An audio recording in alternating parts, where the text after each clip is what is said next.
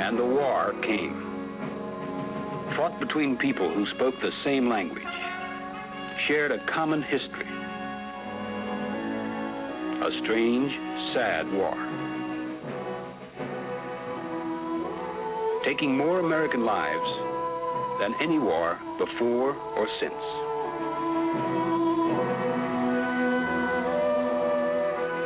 Leaving behind the great unanswered question. Could it have been avoided?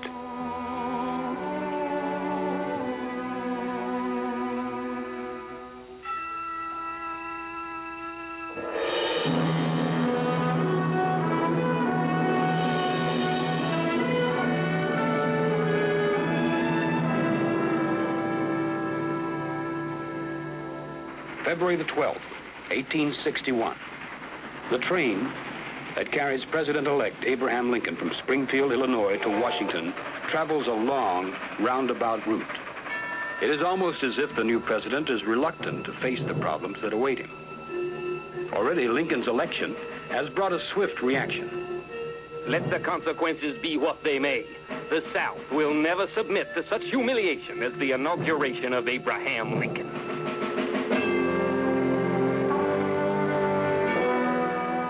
Seven states in the Deep South have voted to secede. With Jefferson Davis as president, Alexander Stephens as vice president, they have formed the Confederate States of America. But the southern border slave states are still undecided. In Washington, men work frantically to seek a compromise. In his inaugural address, Lincoln speaks to reassure the South. He tells the waiting crowd his purpose is not to interfere with the institution of slavery where it now exists.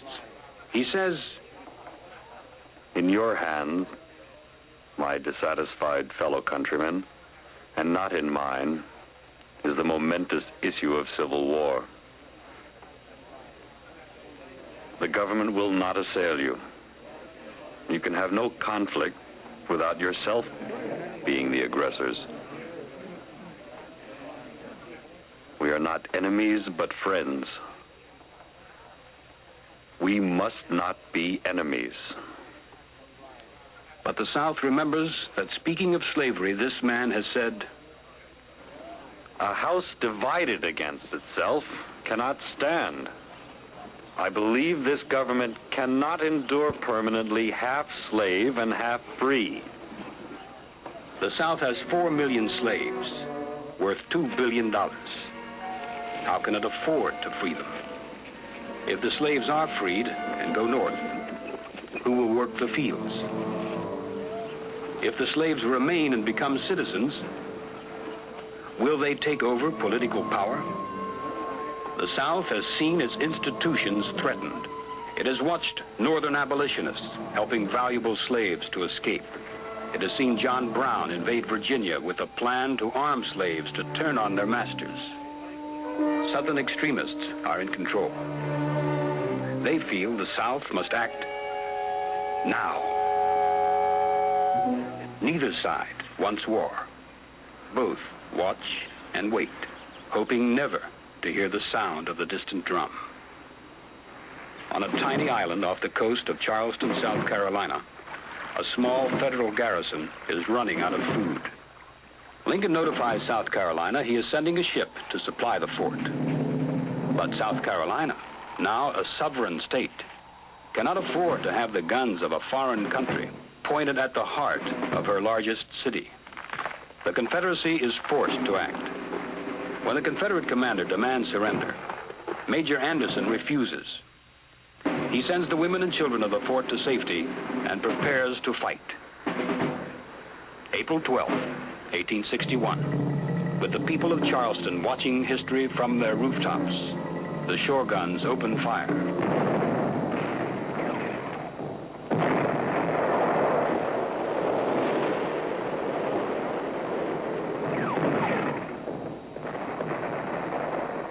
April 14th, 1861.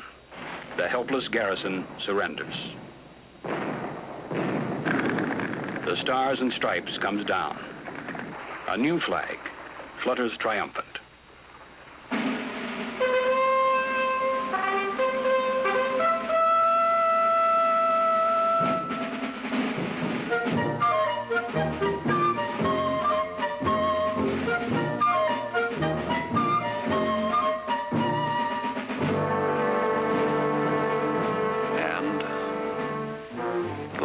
Came.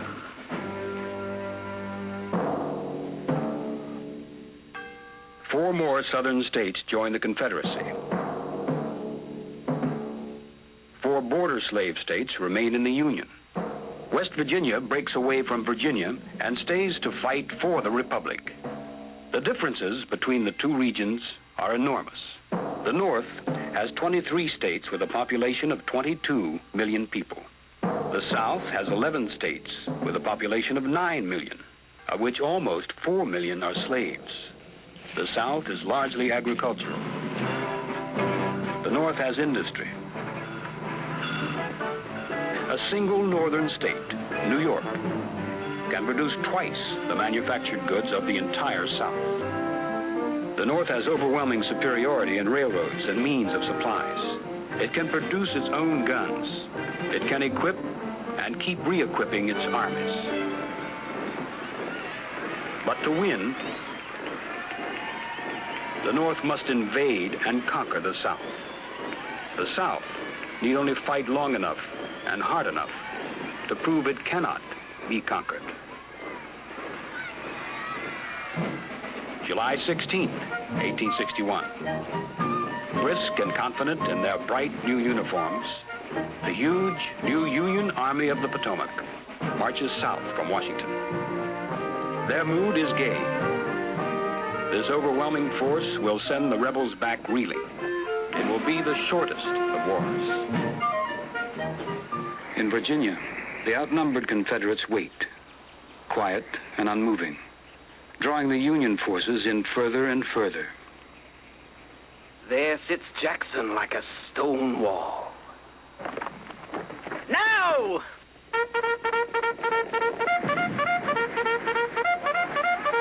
Its front smashed, its sides collapsing, the Army of the Potomac panics and begins a stampede for the rear. The road back to Washington is clogged with soldiers and horses. It will not be a short war. Bull Run, Fredericksburg, Chancellorsville. The South begins a roll call of great victories. But while it wins on land, it faces a different kind of problem at sea. To exist, the South must sell its cotton to England and to Europe. The North controls the sea. Under Farragut, a northern fleet sails in and captures New Orleans and seals up the mouth of the Mississippi. Port by port, the northern naval blockade begins to suffocate the South. Piled high on southern piers, the cotton needed for cash to fight the war sits. And while cotton rots, waiting to get out, only a rare blockade runner arrives to bring the guns, the medicines, and bandages needed for the wounded. Meanwhile, in Washington, Lincoln finds no cause to rejoice. His new Secretary of War, Stanton, calls him a baboon. In northern newspapers, he is cruelly caricatured. Men call him a joke machine. When someone asks him how it feels to be president in wartime, Lincoln draws that it reminds him somewhat of the story of the man who was tarred and feathered and ridden through town on a rail. And when a passerby asked him how he was enjoying the ride, he replied, "If it wasn't for the honor of the thing, I'd rather walk." As the war lengthens into its second year, the president finds himself more and more attacked by the anti-slavery leaders of the North. Lincoln has strong personal feelings against slavery. As a young man, he said, As I would not be a slave, so I would not be a master. But as president, he feels he has a duty to uphold the Constitution. He discusses the problem with members of his cabinet, with men like Horace Greeley, and with the most famous of all runaway slaves, Frederick Douglass. But what will happen to the Negroes once they are free? Who will take care of them? Let them take care of themselves, as others do. Where will they go? Shall they remain in the United States? Yes, they won't take up any more room than they do now.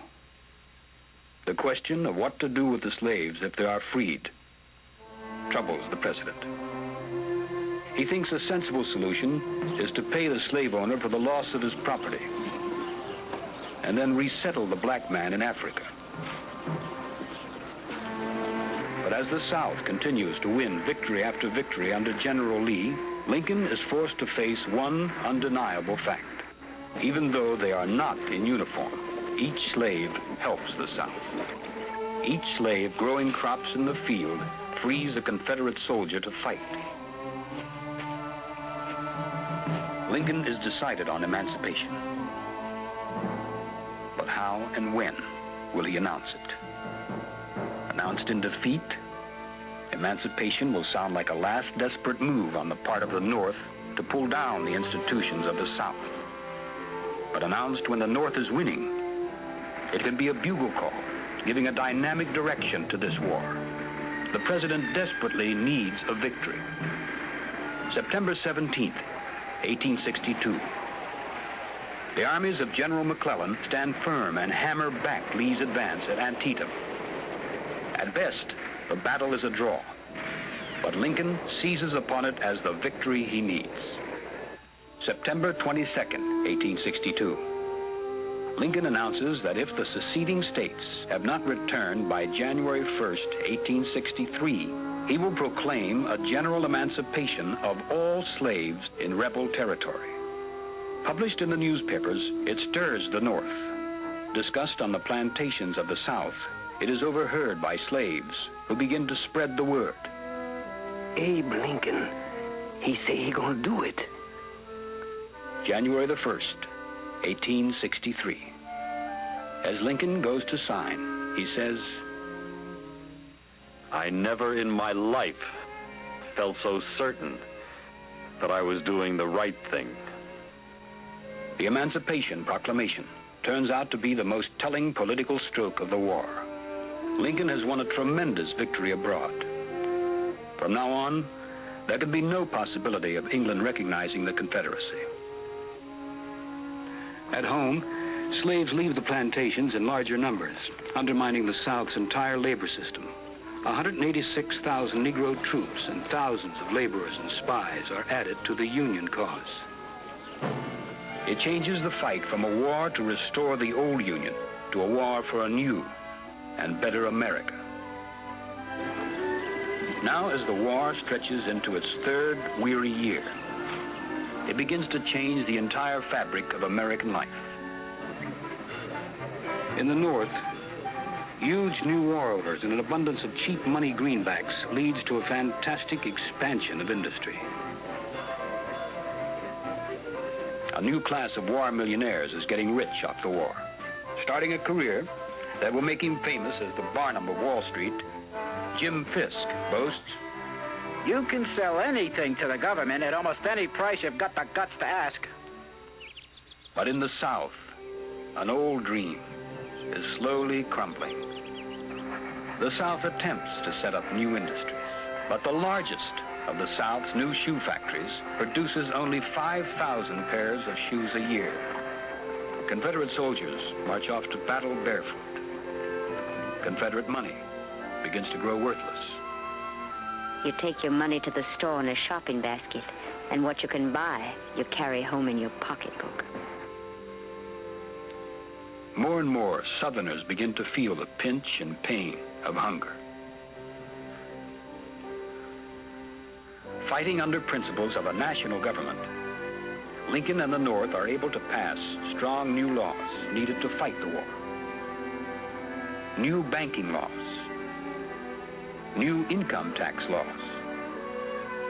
laws creating martial law needed to fight the Copperheads, Southern sympathizers in the North. Fighting under the principles of states' rights, the Confederacy must ask permission from each state before it takes the action it needs to wage a massive war. Honorable Jefferson Davis, sir, Georgia cannot send its troops to fight in Virginia. They are needed at home to defend Georgia. The South decides to stake all on a last attempt to invade the North. July 1st, 1863. The armies of General Lee and General Meade meet, and a little Pennsylvania town becomes a shrine in history, Gettysburg. On a patch of rolling farmland, armies rage.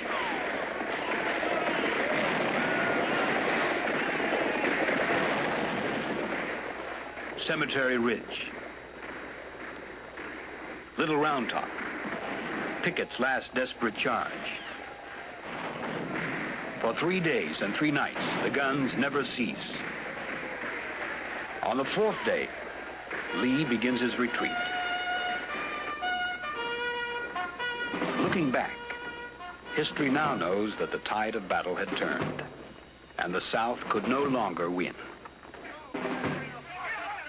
But wars can be won on the battlefield and lost in the hearts of men. July 12, 1863. New York City. Only a few days after Gettysburg, newspapers published the names drawn in the city's first draft.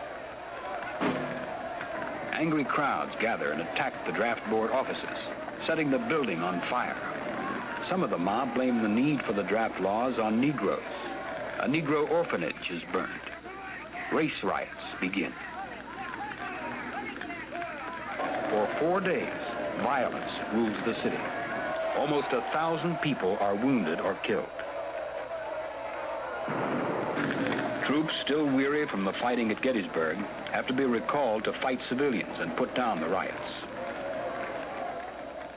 To avoid the draft, some men mutilate themselves. In the 4 draft calls in the North, 776,000 men are called. Less than 10% respond.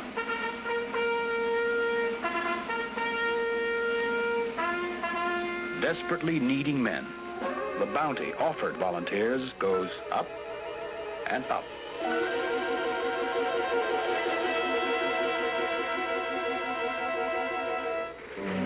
As the war seems to go on and on, everywhere in the North, there's a growing weariness of the struggle. Johnny has been away too long, and the man who has kept him away, the man they know and can blame, is the tall man in the White House. But now, after a series of disappointing military leaders, Lincoln finds in U.S. Grant the general he's been looking for. Grant has proved himself a great commander by winning brilliant victories in the West and in the fighting on the Mississippi. Lincoln says, I need this man. He fights. He sends Grant with a fresh new army to invade the South. When Lee seems to have won victory and turns Grant's army back before Richmond, the little Northern general wheels and goes round. He refuses to be stopped. He wires Lincoln, I am prepared to fight it out on this line if it takes all summer. Grant sends Sherman to capture Atlanta and to march to the sea, laying waste everything in his path. Tear up railroad lines, for without them, no goods or reinforcements can be shipped. Sherman's army leaves a swath of destruction 60 miles wide from Atlanta to the sea.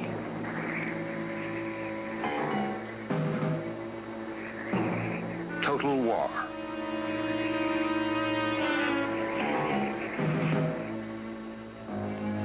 Meanwhile, in Virginia, the armies of Lee and Grant meet again and again. They fight until Grant has lost 55,000 men.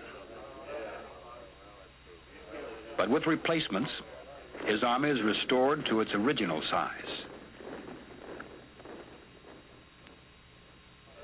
Lee has lost only half his original 65,000 men, but he has almost no replacements.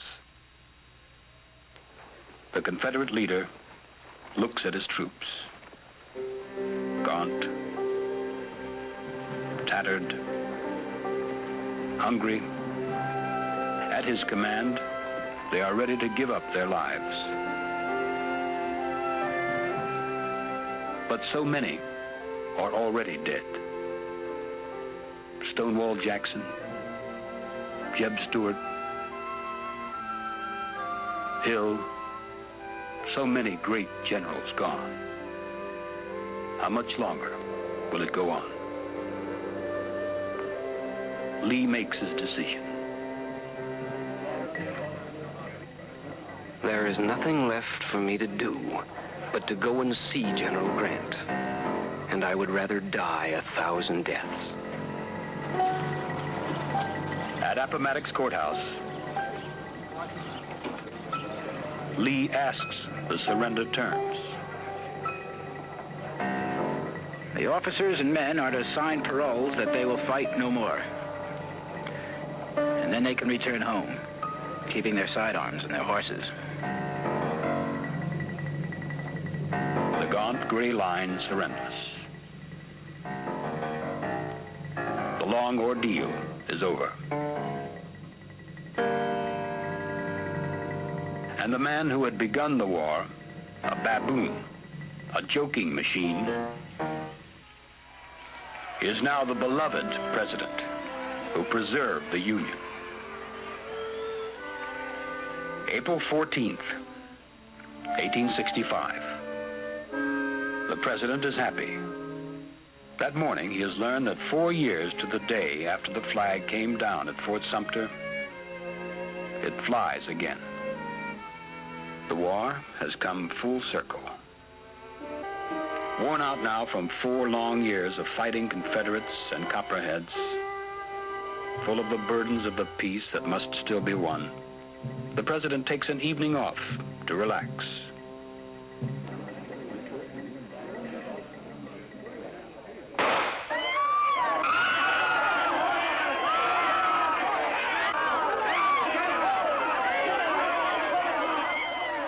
The assassins will be caught and punished.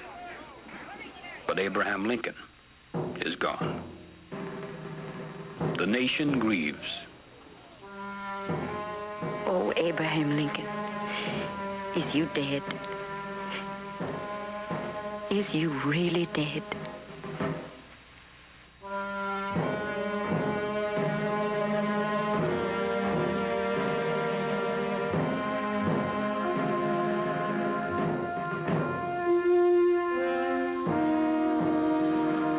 The funeral train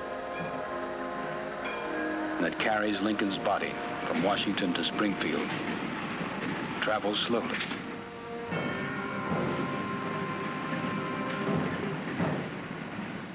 On each side of the track are 1,000 miles of mourners.